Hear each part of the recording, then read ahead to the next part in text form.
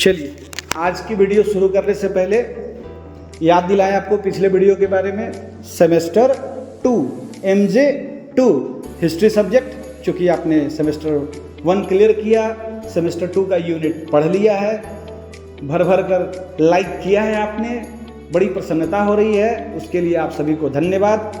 पर केवल लाइक नहीं करना है, पढ़ना भी है। तो शुरू करते हैं हम लोग यूनिट 2 के बारे में। यूनिट 2 में आर्यन सिविलाइजेशन के बारे में पढ़ना है, आर्य के बारे में पढ़ना है।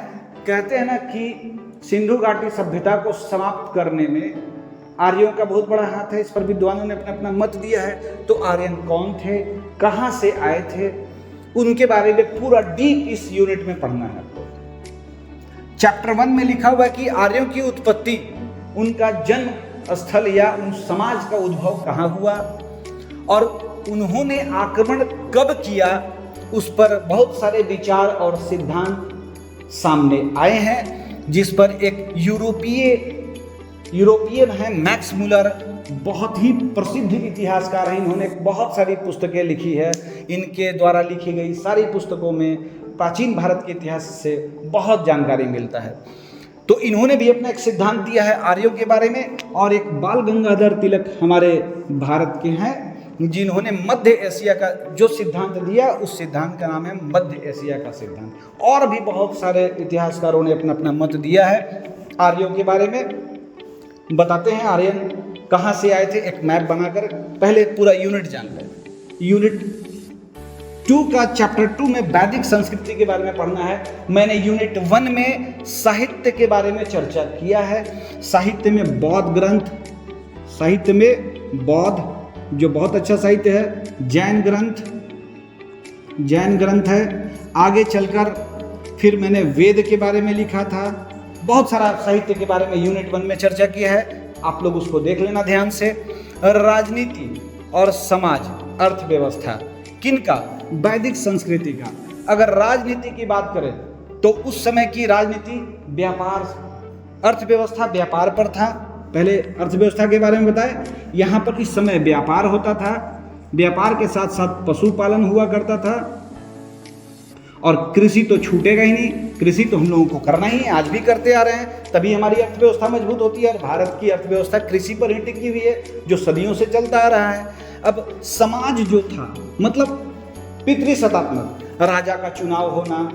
अब राजा का चुनाव कौन करता था? सभा समिति, दो, जैसे राज्यसभा, लोकसभा, विधानसभा आज है, वैसे वहाँ भी उस समय राजा का चुनाव करने के लिए, कहते हैं ना, गणतंत्रात्मक प्रणाली थी वैदिक सभ्यता। और राजनीति की बात करें तो राजनीति, वही मैंने बात कर दिया, राजनीति और समाज लगभग मिला जुला है। पितृसत्तात्मक समाज था, महिलाओं की स्थिति अच्छी थी। थोड़ी सी मैंने समाज में जो राजनीति की बातें थी ले आया है। राजनीति में ही बात कीजिए, सभा और समिति, प्रजापति की 2 पुत्रियां थी, ये बताया गया है। यानी राजा का बेटा स्वयं राजा नहीं बन सकता था, उसके लिए सभा और समिति के सदस्यों द्वारा राजा का चुनाव होता था। और गणतंत्रात्मक प्रणाली के द्वारा, यानी चुनाव जैसे आज हम लोग देते हैं, हम अपना राजा चुनते हैं, वैसे ही उस समय भी राजनीति में राजा का चुनाव हुआ करता था। तो क्लियर हो गया साहित्य के बारे में, राजनीति के बारे में और समाज और अर्थव्यवस्था के बारे में, यहाँ तक क्लियर हो गया। अब एक और इम्पोर्टेंट चीज़ है जिससे इतिहास का बहुत ज़्यादा पता चलता है, महाकाव्य और साहित्य। बार बार आ रहा है, साहित्य शब्द है जिससे पीछा नहीं छूटना है। साहित्य ही एक ऐसा मंत्र है जिसको पढ़ने के बाद हम प्राचीन इतिहास की पूरी जानकारी प्राप्त कर सकते हैं। तो महाकाव्य और संस्कृति और उनका तिथि का निर्धारण करने के लिए हमने कुछ उदाहरण लिया है। जैसे रामायण मैंने लिया, रामायण किस सदी का लिखा हुआ है, तो मैंने लिख दिया है 5वीं सदी ईस्वी पूर्व से 4वीं ईस्वी पूर्व तक के समय में रामायण की रचना हुई। महाभारत की रचना 4वीं ईस्वी पूर्व से 4वीं ईस्वी तक के काल को माना जाता है। भगवत गीता 2री ईस्वी सदी से दूसरी सदी ईस्वी पूर्व से 2री ईस्वी तक। इसी प्रकार जैन का है 3री ईस्वी पूर्व से 3री ईस्वी तक। और बौद्ध का भी वही काल लगभग है। तमिल का, बौद्ध का भी 3री ईस्वी पूर्व से 3री ईस्वी तक। तमिल ग्रंथ तमिल ग्रंथ का नाम अगर आप याद करना चाहो तो कर सकते हो।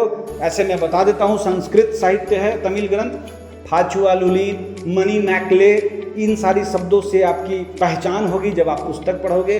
तो मिलते हैं अगले वीडियो में यूनिट 3 को लेकर जब हम आएंगे तो, और अगली वीडियो में 3 और 4 लगभग कवर करेंगे एक साथ। उसके बाद रह जाता है 5। तो आज के लिए इतना ही है, इसको ध्यान से देखिए और इसका डिटेल नोट्स बनाने का प्रयास कीजिए। एक सवाल उठता है कि हड़प्पा संस्कृति के पतन में आर्यों का हाथ कहाँ तक था, इस प्रश्न का उत्तर जरूर लिखेंगे। आज के लिए इतना ही है। चलिए, खूब मन लगाकर पढ़िए, कोशिश कीजिए, अच्छा इतिहासकार बने, इतिहास पढ़े। लोग कहते हैं ना कि हिस्ट्री पढ़ने से क्या मिलेगा, आपके सामने है। हिस्ट्री पढ़ने से मुझे एक पहचान मिली है, शिक्षक बनने का मौका मिला, और मैं समझता हूँ कि किसी भी कंपटीशन में इतिहास का ये जो मैं टॉपिक यूनिट्स के बारे में बता रहा हूँ, इससे 1 या 2 क्वेश्चन, 3 क्वेश्चन हमेशा आता है। एक समय ऐसा था रेलवे एसएससी में इन सारे चैप्टरों से 5-5, 6-6 क्वेश्चन आया करता था। तो क्यों ना इसे ध्यान से एक बार पढ़ लिया जाए। जो हम सबों का आज वर्ण व्यवस्था आ गया, आज हम समाज बट गए। जब हम आदिम मानव हुआ करते थे उस समय न जाति था, न धर्म था, न लोग उस तरह का काम करते थे, पेट भरते थे और मिलजुल कर काम करते थे। तो फिर से उसी, मैं समझता हूँ आज की सभ्यता से तो अच्छी सभ्यता प्राचीन सभ्यता थी, जिस समय किसी प्रकार का बंटवारा नहीं था, हर कोई अपने कर्म के आधार पर काम करते थे। तो मिलते हैं अगले डिटेल इतिहास में। आज के लिए इतना ही है। धन्यवाद, नमस्कार।